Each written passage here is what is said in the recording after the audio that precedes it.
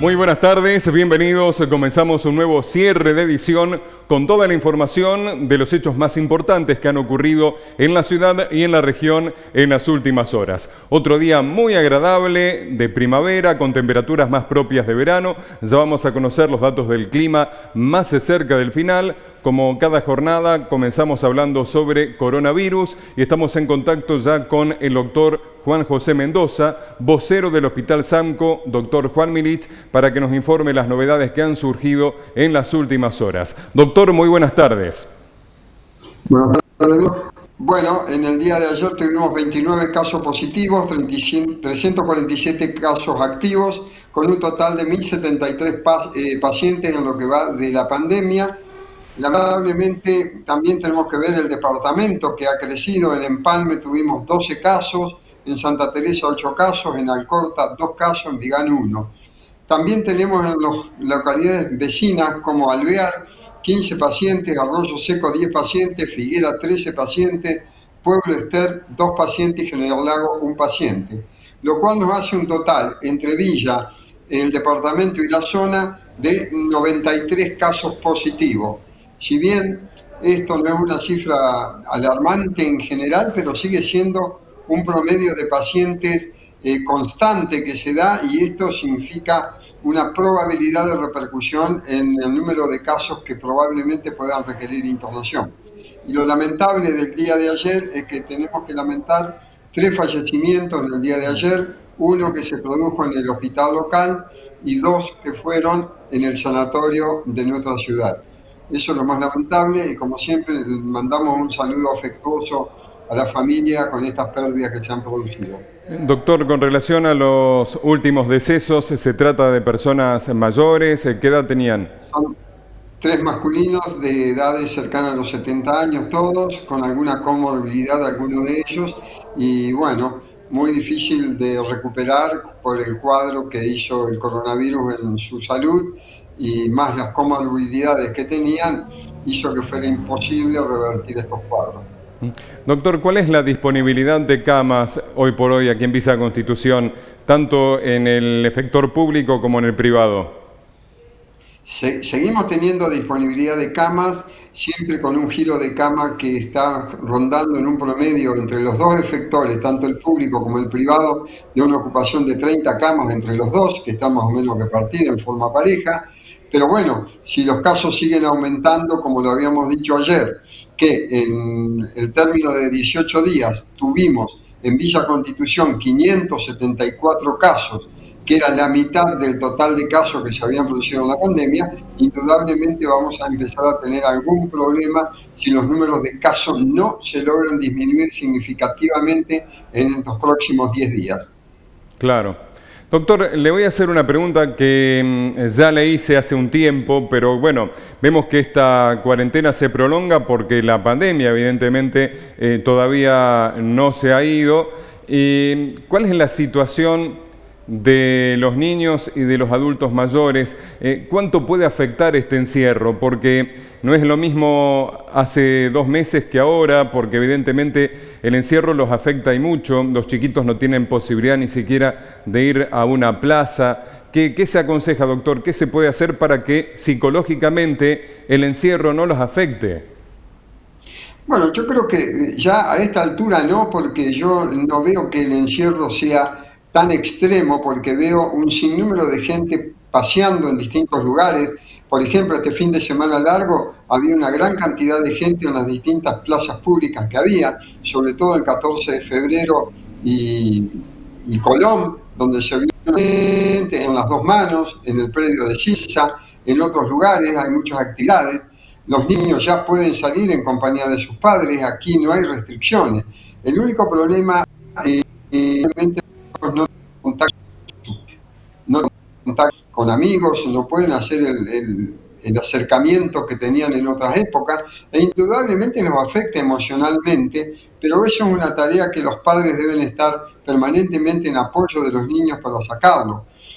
Yo creo que lamentablemente esto no lo vamos a ver todavía aún, sino que lo vamos a ver dentro de un tiempo, porque lamentablemente creo que esto de los cuidados, del distanciamiento, de no reuniones sociales, no reuniones familiares, es algo que se va a prolongar en el tiempo porque esto está lejos de descender la curva de crecimiento, está lejos de aplanarse la curva y lamentablemente los crecimientos de casos siguen, dado que la gente no cumple los protocolos de cuidados adecuados y entonces esto indudablemente va a ser en algún momento alguna rigurosidad mayor en cuanto al encierro y esto va a tener su implicancia. También a los adultos mayores que no pueden ver a lo mejor a sus afectos, estar muy aislados, con sus problemas de salud que también nos aquejan, indudablemente emocionalmente esto repercute en cuanto a la faja afectiva, cognitiva, el relacionarse, en todas las actividades que normalmente se hacían fuera de pandemia. Pero lamentablemente esto creo que la cuestión primordial, me parece a mí, no pasa por esto, sino pasa porque no nos tenemos que enfermar. Y los niños no deben contagiarse ni mantenerse como pacientes asintomáticos, porque son los que después, si hacen una reunión familiar con los abuelos o con personas mayores con factores de riesgo, son los que probablemente contagien a esas personas y terminemos con patologías mucho más severas. Esto da para mucho hablar de lo emocional, de lo psíquico, que nos pasa a todos. Todos hemos perdido de alguna manera lo que hacíamos normalmente en nuestras rutinas, y al perder la rutina, a veces también eso emocionalmente a uno lo condiciona, Claro. como la gente lo tira para atrás en el ánimo, pero bueno, hay que ser fuerte, hay que fortalecerse en familia, en diálogos permanentes, ser positivo, pensar que esto va a pasar en algún momento, que cada vez falta menos, aunque parezca que no, pero ya llevamos 7 meses desde que comenzamos la pandemia, o sea, desde el 20 de marzo, ahora el 20 de octubre van a ser 7 meses.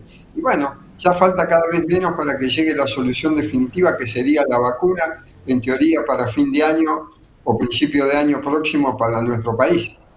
Claro. Doctor, si los padres ven una plaza vacía en este momento, por ejemplo, que no hay gente, ¿los chiquitos corren algún riesgo en subirse a una hamaca, a un tobogán? ¿Existe todavía esa posibilidad que se creía al comienzo de la pandemia que podía estar el virus ahí? ¿O si no hay mucha gente, pueden los chicos disfrutar de los juegos sin riesgo? Yo creo que eso es tomar siempre precauciones. Los papás deberán ir con algún alcohol en gel o con un alcohol en aerosol o con algún producto que tengan de limpieza, limpiar una hamaca previo al uso por parte de sus hijos, posterior al uso de la hamaca hacerle una buena higiene de las manos, si tiene acceso a agua, lavado de agua con jabón, puesto de alcohol en gel. Y bueno, en lo posible tratar de tomar algunos protocolos, pero también dejar que los chicos disfruten.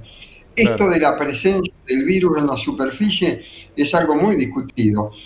Si nos ponemos a hablar, hemos visto que tenemos marcha atrás y marcha adelante. ¿Qué significa esto? Que primero no se contagiaba a través del aire, después se dijo que había que usar el barbijo porque se podía eliminar por la saliva. Ahora se dice que puede perdurar en el aire por determinado tiempo, que también sobre determinada superficie puede durar de 24 a 48 horas. O sea, todo va cambiando, entonces la gente por ahí se cansa de estas circunstancias y dice, nos viven engañando permanentemente, porque hace un tiempo nos decían una cosa, ahora nos cambian otra. Es que lamentablemente es así. En esto del Claro. coronavirus, cada día estamos viendo causas de transmisión diferente, lo mismo que síntomas que están apareciendo. Por ejemplo, ahora ha aparecido un síntoma probable antes de la enfermedad o posterior a la enfermedad, que es la pérdida de la audición, la hipoacusia que puede quedar en algunos pacientes. En algunos pacientes pueden haber trastornos cognitivos, trastornos del razonamiento, pérdida de memoria, trastornos neurológicos, porque se considera que el coronavirus puede afectar a la célula nerviosa, puede producir trastornos vasculares en los pequeños vasos que están a nivel cerebral y producir pequeños fenómenos de tipo ACV, digamos, así para graficarlo.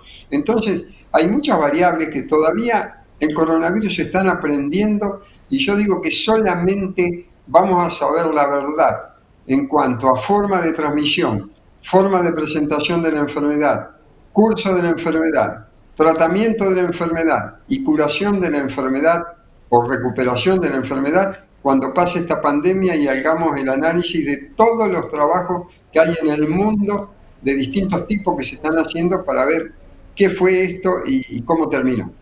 Claro, es que si se siguen descubriendo más síntomas posibles, doctor, llega un punto en que cualquier síntoma de cualquier enfermedad puede llegar a parecer COVID o presunto COVID. Lamentablemente, muchas veces los médicos tenemos un refrán que decimos, hasta que se demuestre lo contrario es COVID. Y de ahí vemos, pero eso está dentro del ejercicio mental que tenemos que hacer los médicos en el diagnóstico diferencial. Es decir, ponemos sobre nuestro disco rígido los síntomas que tiene el paciente y analizamos qué es lo que puede tener este paciente. Pero como hoy tenemos como patología predominante el coronavirus, ponemos como primer diagnóstico coronavirus y después vamos descartándolo a medida que transcurre la sintomatología del paciente o la evolución del paciente. Claro. Por ejemplo, dolores musculares solamente, y puede ser signo de COVID. Hay gente que dice, me duele la espalda. Hay gente que ha tenido tos solamente y ha sido muy leve. Hay gente que ha tenido manifestación de resfríos leves o un leve estado gripal y pasó eso y no pasó otra cosa. Pero hay gente que se le ha ido complicando y termina con neumonía. Y tal vez transcurrió la enfermedad y nunca se enteró que tuvo COVID. Es muy probable, por eso el diagnóstico tenemos hoy día por criterio clínico es muy importante. En la provincia hoy llevamos diagnosticados por criterio clínico 8.044 pacientes, o sea, hay 8.044 pacientes que no se le hizo ni hisopado ni ningún estudio de anticuerpos. Simplemente por criterio clínico fueron agregados a la estadística que se hace habitualmente de la provincia. Y tenemos diagnosticado por hisopado 58.852 pacientes, lo cual da un total de 66.896 pacientes en la provincia en lo que va de la pandemia. Esto es así, lamentablemente, no todos, ya incluso tenemos atrasos en la entrega de resultados de hisopado que fueron realizados en Chilsa, cuando se hicieron en 2 oportunidades. Hay gente que no su aislamiento, que pasaron ya 20, 25 días y no tuvieron el resultado. Y se diagnosticaron por nexo epidemiológico, porque estuvieron en contacto estrecho con un positivo, o porque por criterio clínico se los diagnosticó como COVID. Muy bien. Bueno, doctor, le agradezco muchísimo, como siempre, la gentileza y todos los minutos que nos brindan cada jornada. Por favor, un placer y que tengan una buena tarde. Un abrazo, doctor. Muchísimas gracias.